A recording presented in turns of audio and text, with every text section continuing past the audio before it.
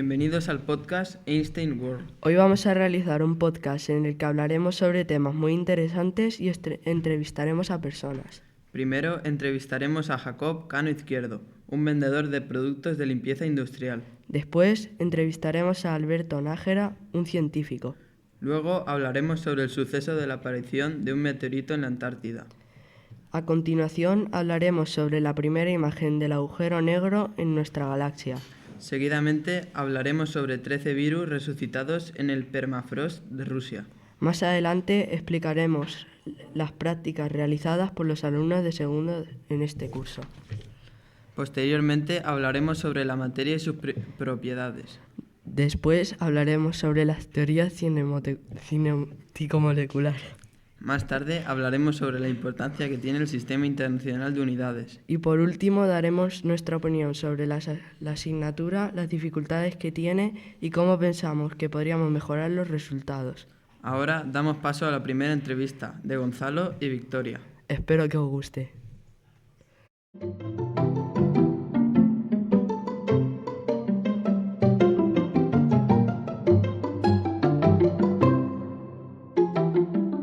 Y después de esta entrevista, entrevistaremos a Alberto Nájera. Soy Alberto Nájera y estudié primero el bachillerato en Madrid, en el Colegio de Crowley, y de allí hice la EBAU, la hice en Madrid, y me fui a estudiar la licenciatura de Físicas a la Universidad de Salamanca, porque mis padres vivían en Ávila y era el distrito universitario de Salamanca. Y después, cuando terminé la licenciatura, yo quería hacer el programa de doctorado de Física de la Atmósfera, pero aquel año no se hizo por falta de alumnos. Y entonces me matriculé en el doctorado de Neurociencias e hice la tesis en Neurociencias, estudiando una estructura muy pequeña que hay en el oído, y lo que hice fue un modelo con el ordenador que reproducía el movimiento de esa estructura que se llama la membrana basilar. ¿Qué te hizo desarrollar el gusto por las ciencias? Pues desde muy pequeño y de familia, porque mi abuelo ya era científico, era epidemiólogo, estuvo investigando la enfermedad del sueño en Fernando Po, en unas colonias que había en el Golfo de Guinea.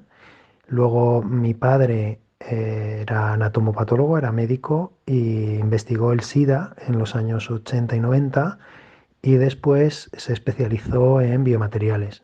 Estos materiales que tenían que ser biocompatibles para hacer prótesis para que el cuerpo no los rechace. Y mi madre es bióloga y investigaba cosas de genética. Y pues en mi casa siempre ha habido mucha ciencia, mis tíos también eran científicos y siempre se ha hablado mucho de ciencia, había pues muchos libros, mucho interés por conocer el medio que nos rodea, tanto desde el punto de vista biológico, médico, como en mi caso desde un punto de vista físico o químico. ¿Cuántos años llevas trabajando en ello? Trabajando como científico, pues desde que hice la tesis, porque realmente la tesis doctoral, que es el máximo grado que se puede tener de estudios, pues lo que te hace es habilitarte para poder investigar, aunque haciendo la tesis ya estás investigando. Entonces, si yo cuento desde que tuve un título que se llamaba la suficiencia investigadora, que lo tuve en el año 2001, pues ya desde entonces me he dedicado a la docencia, a dar clase en la universidad y a la investigación, y he desarrollado diferentes líneas de investigación. En un primer momento hice estudios sobre el efecto del clima sobre la salud y la contaminación sobre la salud. En un momento cuando todavía no se sabía a ciencia cierta el cambio climático y la relación que había con la contaminación atmosférica, hice un estudio en Castilla y León sobre la contaminación y la mortalidad. Después hice mi tesis en neurociencias, como he comentado antes, en el estudio de la membrana basilar de la cóclea de un animalito que se llama la chinchilla, y hice un modelo con ordenador que eso permite luego implementarlo en los procesadores cocleares, los procesadores de voz de los implantes cocleares para la gente que lleva este tipo de implantes, y lo que hace el modelo era pues filtrar el sonido y lo convierte en señales eléctricas para que estas personas que no tienen cóclea pues puedan escuchar. Y últimamente, los últimos 10 años, llevo desarrollando sobre todo el estudio de la exposición personal a ondas de radiofrecuencia, que es pues cuánta radiación recibimos de los móviles, las antenas, etcétera. Y con el COVID pues ha surgido una nueva línea de colaboración con un antiguo alumno que es el que se ha encargado del servicio de neumología del Hospital Zendal de Madrid. Y bueno, pues hemos desarrollado, como hemos publicado ya 4 o 5 trabajos estudiando pues el tratamiento y algunas cosas de la COVID-19. Y el último artículo que hemos publicado la semana pasada, demostramos que cuando un paciente llega al hospital, si se le pone una combinación de oxígeno con un tipo de ventilación forzada, antes de las 24 horas se reduce la probabilidad de mortalidad a 30 días a la mitad. La gente que no se les daba ese tratamiento moría en el 15%, 16%, y con el tratamiento solo moría el 8%, y esas diferencias las hemos estudiado lógicamente, estadísticamente, y salen que sí. O sea que, como ves, llevo ya pues muchísimos años estudiando, aproximadamente 20 años siendo científico. ¿Dónde estudiaste?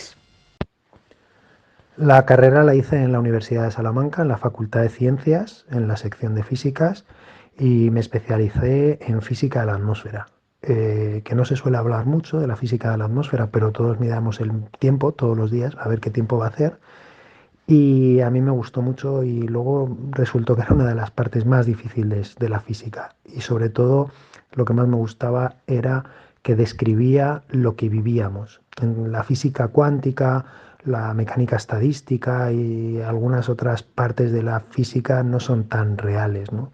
Son un poquito abstractas, y a mí me gustaba ver las cosas que hacía. Y después hice el doctorado, los cursos de doctorado también en la Universidad de Salamanca, lo que pasa es que los hice en la Facultad de Medicina. ¿Por qué decidiste enseñar en la Facultad de Medicina? Pues acabar aquí en Albacete en la Facultad de Medicina fue algo circunstancial, un poco de casualidad, porque yo trabajaba en HP, Hewlett Packard, la multinacional americana de ordenadores. Lo que pasa es que no vendíamos impresoras, yo trabajaba en la central de grandes equipos donde vendíamos pues los procesadores y los equipos gigantescos que utilizan, por ejemplo, vendíamos al Banco Santander, al BBV o a Yoigo en aquel momento, y a Telefónica, o sea, los grandes ordenadores. Y estaba haciendo los cursos de doctorado y surgió una plaza, buscaban a un físico que supiera programar, que tuviera conocimientos de informática y formación en neurociencias. Y bueno, pues me vine para acá y me contrataron en el año 2001 como profesor muy básico, el nivel más básico que había en la universidad y en la Facultad de Medicina. ¿Y por qué física en medicina? Pues porque el funcionamiento del cuerpo humano es fundamentalmente física. La vista, cómo fluye la sangre por nuestras arterias y por nuestras venas, la respiración, el control de la temperatura, los impulsos nerviosos, todas estas partes de la fisiología, en el fondo tienen una parte física. Y yo imparto también informática y estadística. Muchas veces me preguntan qué hace un físico en medicina, y bueno, pues explicamos todas esas bases físicas del cuerpo humano y también toda la parte de radiología e imagen médica con rayos X, la tomografía computerizada, la resonancia magnética, la ecografía, pues casi toda la radioterapia, todas estas técnicas tienen una base de física, y por eso hay un físico en medicina. Y por último, ¿qué es algo que aún te cuesta entender de la ciencia? Si hay algo que tenemos en común todos los científicos, y además es una de las bases fundamentales en las que se sustenta la ciencia, es que todo es provisional, y es que estamos investigando en el borde del conocimiento. Lo que nosotros investigamos no está en los libros, porque los libros los vamos haciendo a medida que vamos descubriendo lo que va ocurriendo. En el caso de la COVID, cuando surgió, lanzamos una hipótesis sobre parches de nicotina. Ahora estamos investigando sobre posibles terapias para la COVID-19 con un equipo del Hospital Zendal de Madrid. Y en el campo de la radiofrecuencia no sabemos cómo se va a distribuir la exposición personal de radiación ante la 5G. Entonces, bueno, en mi caso va muy unido a los avances tecnológicos o a la situación que va surgiendo en la sociedad, y vamos desarrollando la ciencia ahí. Entonces desconocemos muchas cosas. Y en una cuestión más general, pues me gustaría saber más sobre cosmología, sobre hacia dónde va el universo, o entender mejor toda la física relativista, que lógicamente entiendo, pero que es sorprendente pues cómo funciona el universo, cómo nos lo explican y cómo es en realidad, que es mucho más complejo y mucho más difícil. Y procuro estudiar siempre que puedo para aprender cosas nuevas.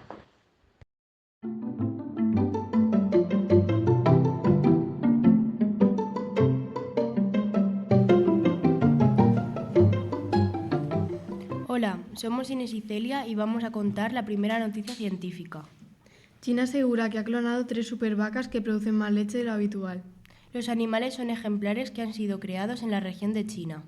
Así es, además los terneros fueron criados por científicos de la Universidad de Ciencias y Tecnologías Agrícolas y Forestales.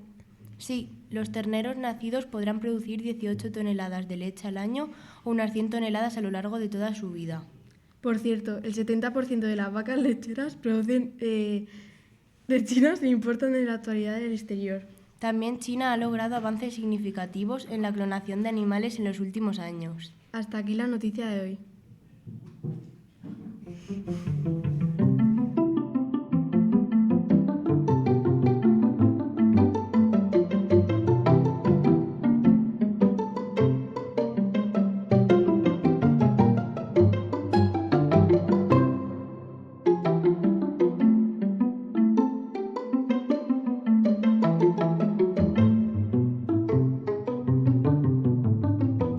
Cuando me digas algo. ¿Ya? Hola, muy buenos días, soy Pablo. Y yo Daniel, y hoy les vamos a contar la noticia de la primera imagen obtenida del agujero negro de nuestra galaxia. En mayo se hacía pública esta magnífica fotografía, la sombra o el horizonte de sucesos del agujero negro del centro de nuestra galaxia, llamado Sagitario A. La imagen es el resultado de una compleja recopilación de datos obtenidos por la colaboración EHT o Telescopio de Horizonte de Sucesos. Es la segunda vez que logramos fotografiar un agujero negro. La primera vez fue en 2019, pero esta vez la dificultad aumenta, dado que es mucho más difícil mirar hacia el interior de nuestra galaxia, repleta de luz, algo así como mirar directamente al Sol un día despejado.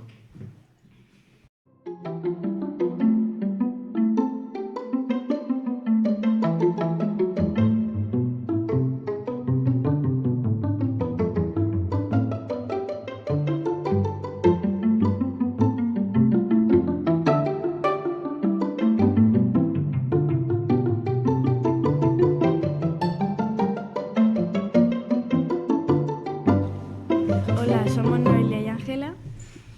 Ahora vamos a hablar sobre los 13 virus resucitados en el permafrost de Rusia, exactamente en Siberia. Por si no lo sabíais, un permafrost es la capa de suelo permanentemente congelada. Esto sucede debido al cambio climático. Las altas temperaturas están perjudicando el permafrost. La mayor parte se descompone en dióxido de carbono y metano, potenciando aún más el efecto invernadero. Estos virus han sido encontrados en restos de animales, es decir, en sus pieles y en su organismo. El más antiguo lleva 48.500 años congelado. También recuperaron 3 nuevos virus de una muestra de desechos de mamut, congelados de 27.000 años de antigüedad. Es necesario realizar más estudios para evaluar el peligro que podrían suponer. Los científicos piensan que estos pueden llegar a ser perjudiciales en el futuro. También afirman que aún quedan muchos virus más por descubrir. Nos ha parecido muy interesante lo que ha avanzado la ciencia para poder descubrir estos virus. El problema es que los hemos descubierto gracias al cambio climático. A nuestra opinión, no es algo que nos afecte eventualmente, por lo que nos resulta curioso, pero no nos importa. Hasta aquí la sección de noticias científicas. Muchas gracias por vuestra atención.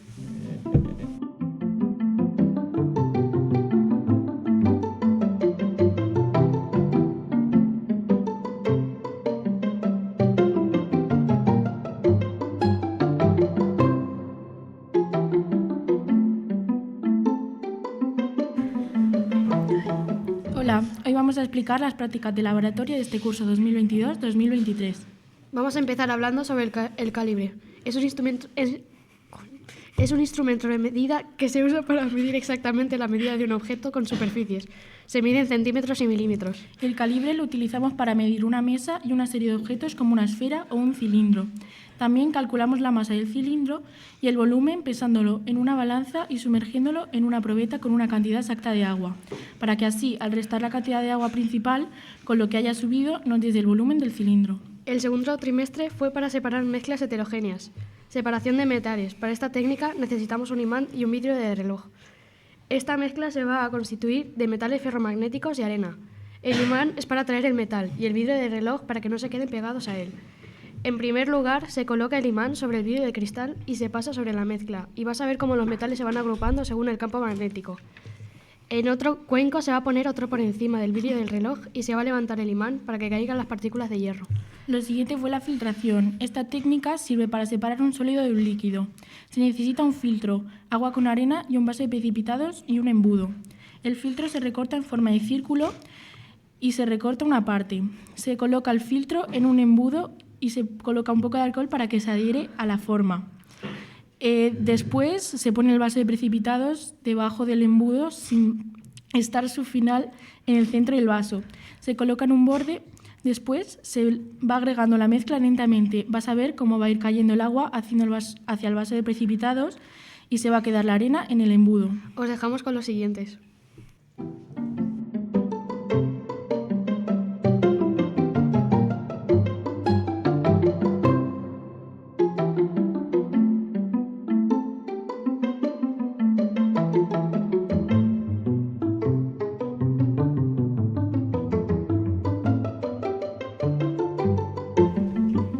Buenos días. En esta sección del podcast venimos a presentar los conceptos de la materia.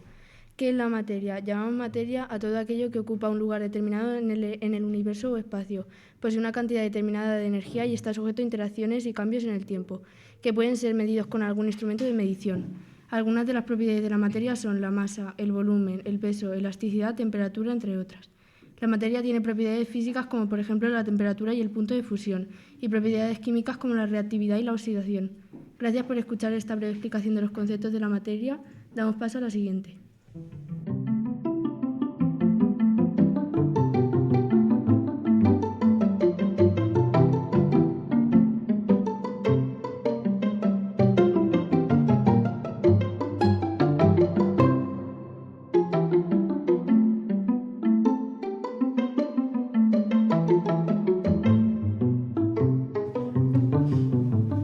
Buenos días a todos, soy Bruno. Y yo, Sofía. Y os hablaremos sobre la teoría cinético-molecular. Ya sabéis que las propiedades y estados no son los mismos en los gases, los líquidos o los sólidos. Para explicar por qué la materia tiene esta característica se ideó la teoría cinético-molecular. La materia está formada por partículas muy pequeñas, más o menos unidas dependiendo del estado. Las partículas se mueven cuanta mayor rapidez, mayor temperatura. Con esta teoría vamos a aprender algunas propiedades de los estados de la materia. Comenzamos por los sólidos. Sus partículas están fuertemente unidas, formando una estructura rígida. Tienen una densidad mayor que la de los líquidos. Las moléculas están muy juntas y ordenadas. Solo tienen un pequeño movimiento de vibración. Además, al aumentar la vibración aumenta la distancia entre las partículas y en consecuencia el tamaño del sólido. Ahora seguimos con los líquidos. Las partículas de los líquidos están unidas en pequeños grupos que se deslizan entre sí. Tienen un movimiento de vibración mayor que los sólidos. Los líquidos, al igual que los sólidos, también se dilatan cuando aumenta la temperatura. Y por último, los gases. Las fuerzas entre las partículas son tan débiles que se mueven con total libertad. Sí, están en continuo movimiento. Se expanden y se comprimen según el volumen del recipiente. Qué interesante, ¿no? Sí, bueno, me temo que hemos terminado, pero no os preocupéis porque os dejamos con Silvia Ruiz y Sandra Sánchez, que hablarán sobre el Sistema Internacional de Unidades.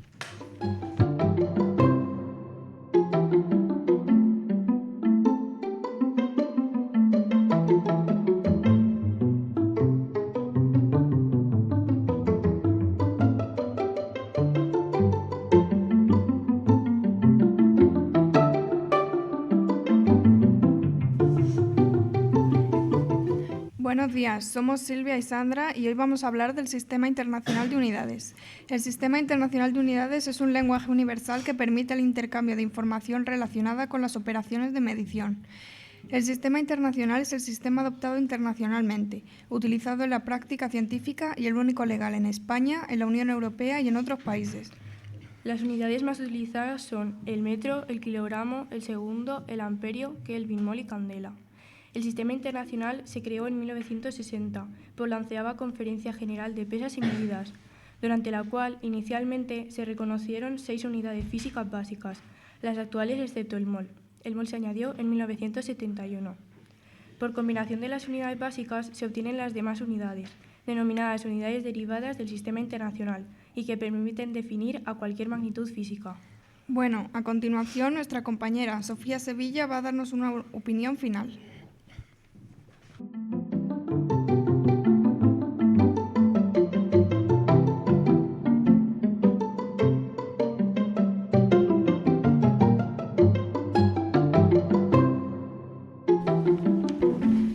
A continuación voy a leer la opinión de Sofía Sevilla, que hoy no ha podido venir. Aspectos interesantes. Estas ramas de la ciencia nos introducen a todo lo que pasa a nuestro alrededor. Gracias a esta asignatura se puede entender qué pasa y cómo funciona nuestro entorno. Hay muchos otros campos de la ciencia relacionados con estas ramas, como la bioquímica, biofísica, astrofísica. Posibles dificultades. Puede haber conceptos parecidos, muchas fórmulas y fenómenos con explicación aún desconocida. Es posible que también la dificulte la estrecha relación con las matemáticas y el inconveniente de que suele ser una de las asignaturas más difíciles para los alumnos. Posibles métodos para mejorar los resultados académicos. Adelantar la enseñanza de estas materias en las clases de ciencias de la naturaleza en las escuelas de primaria, alguna breve introducción o incluso algunas visitas de laboratorio de vez en cuando.